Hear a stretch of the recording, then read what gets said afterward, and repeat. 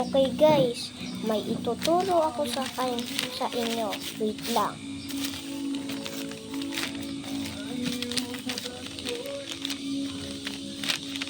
Paano gumawa nito para pagpuputok? Di ba hindi pumutok? Mapangit yun pag hindi pumutok. First, kukuha kayo ng papel, kahit anong papel. Tapos, igaganto nyo yung papel. Ayan Pagkatapos nan, di ba dapat tatlo yan? Gaganunin nyo ulit. Yan. Pagkatapos nan, gagantuhin nyo na. Yan. Pag may nakita kayong ganto, aayusin natin. Siyempre. Yan. Tapos, pagkatapos nan, gagantuhin yan. Basta, hindi ganon.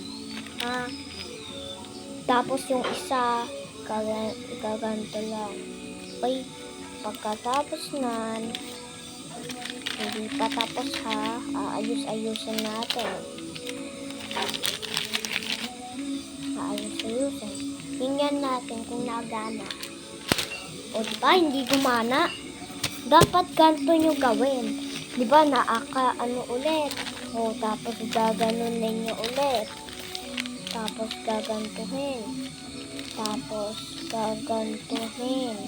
Yan, tapos gagantuhin nyo. Diba, alam nyo na? Yan. Para matuto kayo. Para pag may pasok, ayun na yung lararoin nyo. Ito. Pag ganito ang hawak, hindi ito. Hindi ito. Ito.